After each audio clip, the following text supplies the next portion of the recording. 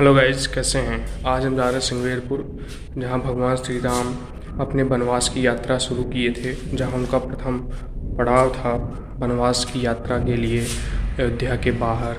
आज हम वहीं पे आपको लेकर चल रहे हैं, तो चलिए वहां पे दिखाते हैं और वहां की हम आपको कहानी भी बताएंगे कि भगवान श्री राम के जो जीजा जी थे वो यहीं सिंगवेरपुर के ही रहने वाले थे।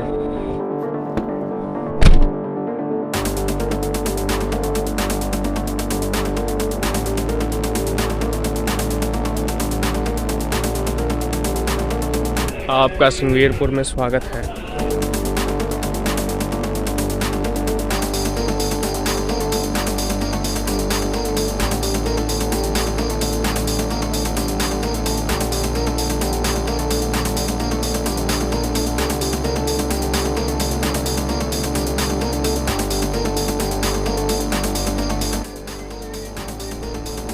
ये भगवान श्री सिंह ऋषि जी का यहाँ पे मंदिर है, जो भगवान श्री राम के सगी बहन के पति थे।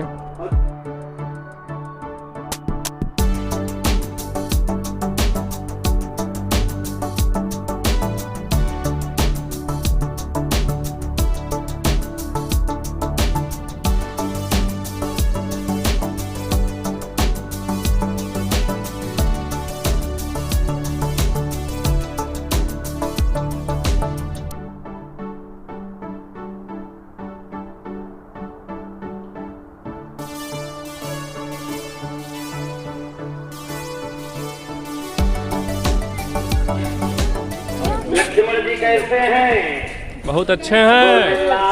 अगली बार कितने दिए जलाए थे? अगली बार हम लोग 11,000 दीपक जलाए थे, इस बार 2100 जला रहे हैं। सर हो गया, ऊपर भी लगा दो। ये सिंह ऋषि महाराज है और ये शांतम, ये रामचंद्र की बहन। अच्छा, इनके जो पति हैं सिंह ऋषि। हाँ, सिंह ऋषि। और ये शीतला माता कड़े राम।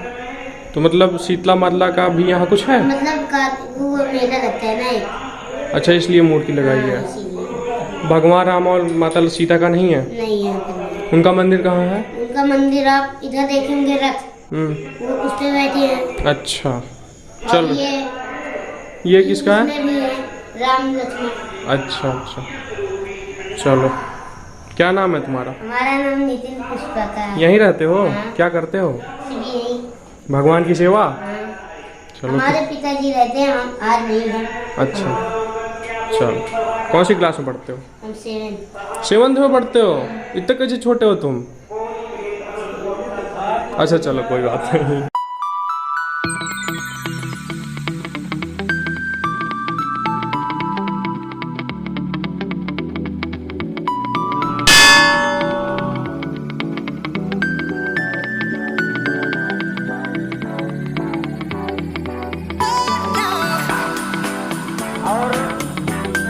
कथा में आए हुए श्रद्धालु भक्ति बिल्कुल अज्ञानी व्यक्ति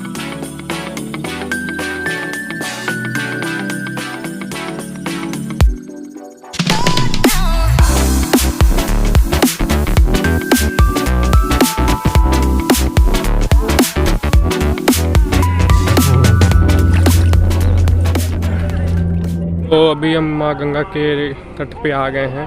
यहाँ पे बहुत ज़्यादा गंदगी देखने को मिल रही है।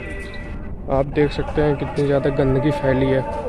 लेकिन एक बात है कि तट पे तो गंदगी है, लेकिन यहाँ की जो नदी का पानी है वो बहुत ही स्वच्छ दिख रहा है। आप कहीं भी यहाँ से पूरा कहीं भी आप अगर नज़र दौड़ाते हैं यहाँ पे, तो कहीं भी आपको किसी भी तरीके की गंदगी देखने को नहीं मिलेगी।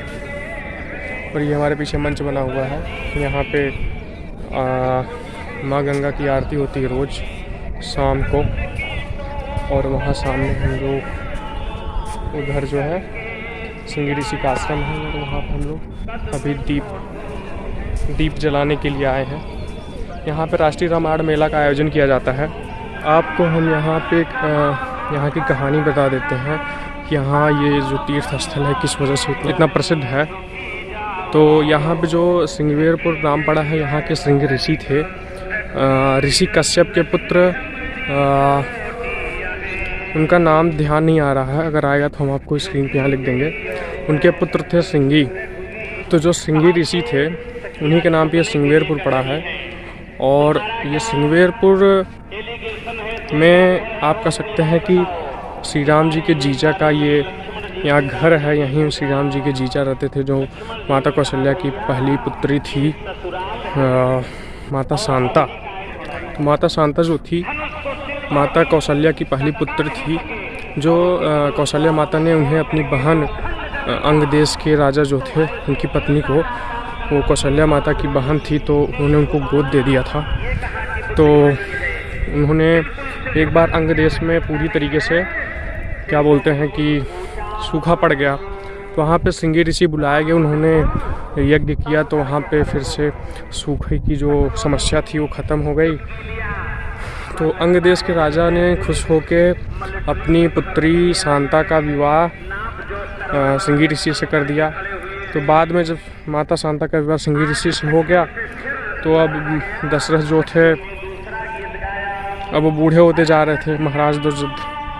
राजा दशरथ अब उनको पुत्र की प्राप्ति के लिए वो महर्षि वशिष्ठ के पास गए। तो वहाँ पे महर्षि वशिष्ठ ने उन्हें बताया कि आप सिंगी ऋषि से जाइए, पुत्रेष्ठ यज्ञ की कामना करिए। तो सिंगी ऋषि जो थे वही यहाँ पे पुत्रेष्ठ यज्ञ की करवाए थे अयोध्या में। तो उससे माता कौशल्या, कैकेयी और सुमित्रा को भगवान राम, लक्ष्मण, भरत, शत्रुघ्न 4 पुत्र की प्राप्ति हुई। तो आप एक तरीके से कह सकते हैं सिंगवेरपुर जो है, ये यहाँ पे भगवान राम के जीजा जी का ये घर है। और यहाँ पे कुछ फसल लगाई गई है, हम ये पहचान नहीं पा रहे किस चीज़ का पौधा है। कोई अगर यहाँ पे मिल जाए तो उससे पूछ लें कि क्या चीज़ है ये।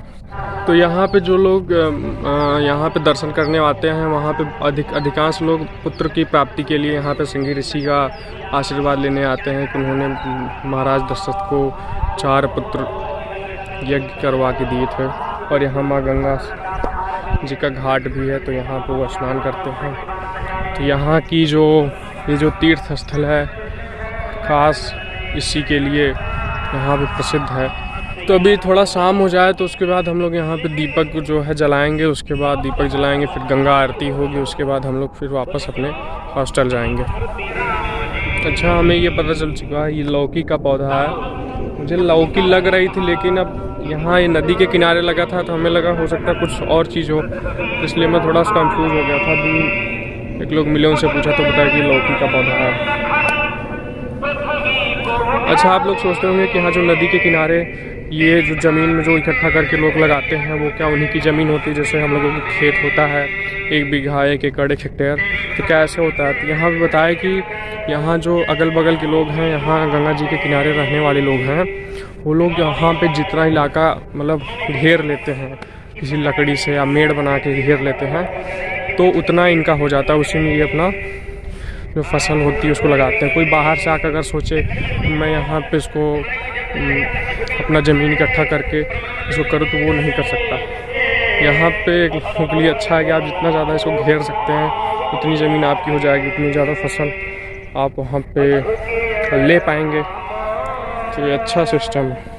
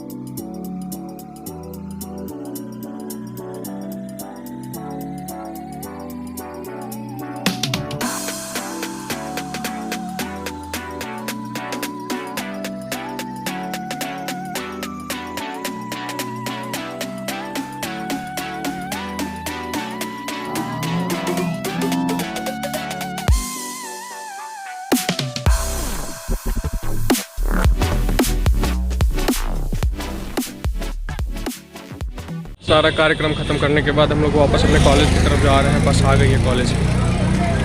ये सभी अभी पीछे रह गए हैं, हम आगे आ गए हैं। तो अभी यहाँ पे जो भी कार्यक्रम होने वाला था सब कंप्लीट, और फिर मिलते रहेंगे आप लोगों से।